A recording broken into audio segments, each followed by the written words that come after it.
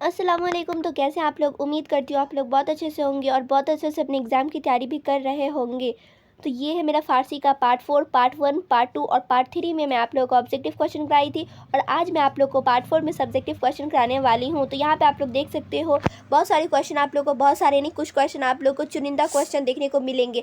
इसमें से क्या होगा, आप लोग का जितना मैं आप लोग को क्वेश्चन करा रही हूँ इसमें से ज़्यादा चांसेस है ये क्वेश्चन एग्जाम में आने का। ठीक है, तो इसलिए आप लोग इसे अच्छे से कर लेना। अब आप लोग सोच रहे हो कि जैसे ये क्वेश्चन दिया हुआ है वैसे आंसर लिखना है, तो नहीं, मैं आप लोग को अलग तरह से बताऊंगी किस तरह से आप लोग को आंसर लिखना है। वही आप लोग को एग्जाम में जाकर लिखना है। ठीक है, तो यहाँ पे आप लोग देखो तवील सवालात में जवाबात। तो यहाँ पे सबसे पहला है सवाल नंबर 1, अमीर खुसरो के हालात ज़िंदगी और शायरी पर मुख्तसर नोट लिखिए। यानी कि अमीर खुसरो के ज़िंदगी पर कुछ उनके बारे में लिखना है। तो जवाब नीचे देखो आप लोग, बहुत ज़्यादा लंबा लिखा हुआ है। अगर आप लोग इतना इतना लंबा भी लिख दोगे, ऐसे ही लिखोगे, तो आप लोग बिल्कुल मार्क्स नहीं मिलेंगे। आप लोग थोड़ा ही लिखो लेकिन अच्छे से फॉर्मेट में बना के लिखोगे ना, तो आप लोग को मार्क्स मिलेंगे। अब 2 मार्क्स का मान लो क्वेश्चन है, 2 मार्क्स का। अब आप लोग को उसी हिसाब से आंसर लिखना होगा ना। अब 2 मार्क्स का है आप लोग का क्वेश्चन आंसर और आप लिख दिए 1 पेज में, तो आंसर आप लोगों को तो ऐसे ही मार्क्स नहीं मिलने वाला है। तो 2 मार्क्स के लायक ही आंसर लिखना है। 2 मार्क्स का रहेगा तो आप लोग 2 से 3 लाइन में लिख देना, आप लोगों को 2 मार्क्स मिल जाएंगे। जैसे जैसे मार्क्स बढ़ेगा वैसे वैसे आप लोग को लाइन भी बढ़ाना है। ठीक है, अब 4-5 मार्क्स का क्वेश्चन रहेगा तो आप लोग को उसी हिसाब से आंसर लिखना है। तो यहाँ पे देखो सबसे जो पहला सवाल जो था, अमीर खुसरो की हालात ज़िंदगी पर नोट लिखना है। ठीक है, तो जवाब नीचे देखो आप लोग को क्या करना है, पहले पॉइंट बना लेना है। एक पॉइंट बना लेना, उसके बाद लिखना अमीर खुसरो का असल नाम अबुल हसैन यमीनुद्दीन था और खुसरो तखल्लुस था। ये आप लोग एक लाइन में लिख देना, फिर एक लाइन आप लोग छोड़ देना, फिर दूसरा लाइन में फिर पॉइंट बनाना, फिर लिखना अमीर खुसरो के वालिद का नाम सैफुद्दीन मोहम्मद था। तो 2 लाइन हो गया ऐसे आप लोग का। फिर ये लाइन आप लोग छोड़ो, उसके फिर यहाँ पे आप लोग देखो अमीर खुसरो ज़िला ईटा में पटियाल गांव में पैदा हुए। उसके बाद फिर आप लोग ये लाइन लिख देना, फिर एक और लाइन आप लोग पॉइंट बनाना, फिर एक लाइन और एक और दूसरे लाइन में लिखना अमीर खुसरो की पैदाइश 1253 में हुई थी। इस तरह से आप लोग को लाइन बनाना है। अब आप लोग को 5 मार्क्स के जो क्वेश्चन है तो आप लोग को 5 मार्क्स मिल जाएंगे। 4 ही लाइन लिखने पे नहीं, 2-3 लाइन और आप लोग इसमें से पढ़ के बना लेना और ऐड कर देना उसमें। ठीक है, आप लोग को पॉइंट वाइज में आंसर देना है। अब ऐसे लिख दोगे तो सारा पूरा कचरा लगेगा कुछ लिखा ही हुआ नहीं है, सीधे कुछ भी एक्स्ट्रा भर दिया है। लाइन बाय लाइन लिखोगे तो उसे पॉइंट में ही समझ में आएगा, हाँ ये सब मेन चीज़ लिखा हुआ है, तो उसे मार्क्स दे देते हैं। इस तरह से आप लोग को लिखना है।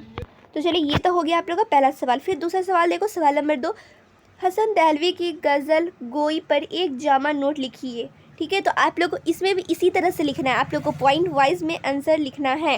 अब यहाँ पे देखो आप लोग बहुत सारा यहाँ पे लाइन लिखा हुआ, इसमें से आप लोग कुछ पॉइंट्स निकाल लेना और आप लोग अच्छे से नोट बनाकर लिख देना। ठीक है, फिर तीसरा सवाल देखो, सवाल नंबर 3, तज़मीन की रवायत पर मुख्तसर रोशनी डालें।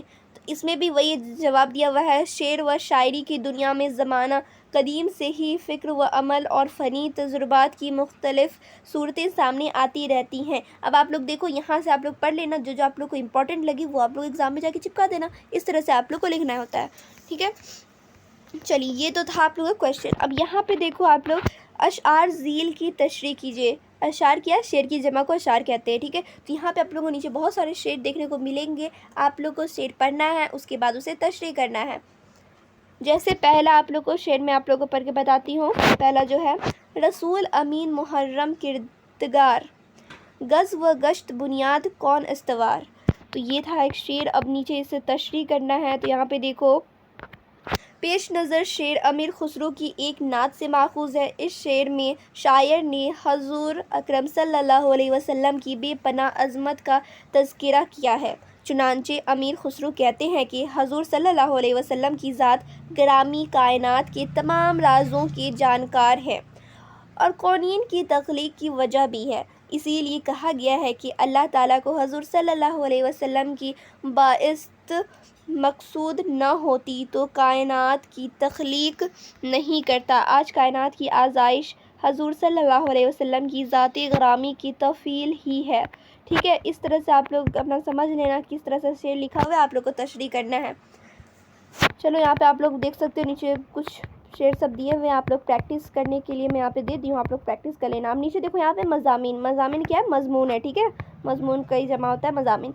तो ये सब मज़मून है। आप लोगों को जैसे मैं आप लोगों को बताई थी कि मज़मून आता ही आता है आप लोग के उर्दू के एग्ज़ाम में, फ़ारसी के एग्ज़ाम में। तो यहाँ पे आप लोग देखो मज़मून दिया हुआ है, यहाँ पे मज़मून, नमाज़ पे मज़मून लिखना है। तो यहाँ पे देखो मज़मून किस तरह से लिखा हुआ है।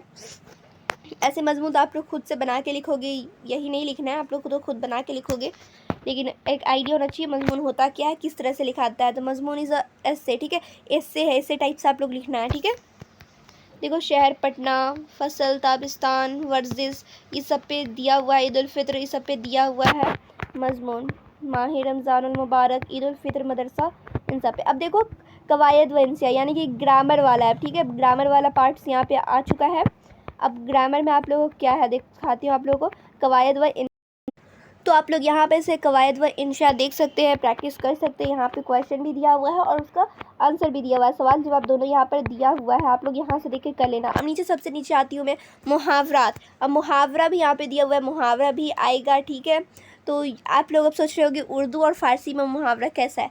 तो उर्दू का आप लोग देखे होंगे, उर्दू ग्रामर में जो रहता है मुहावरा वो अलग है, ये फ़ारसी वाला है उर्दू कवायद, तो फ़ारसी वाला कवायद है ना ये, तो इसमें अलग तरह से मुहावरा दिया हुआ है। आप लोग देखो इसका जो मुहावरा है ये अलग है, और हम लोग जो उर्दू में पढ़ते थे उसमें अलग है। जैसे उल्लू बनाना ये सब उर्दू में पढ़ते थे ना, तो इसमें इस तरह से नहीं है, ये फ़ारसी में दिया हुआ है, अलग तरीक़ा से है।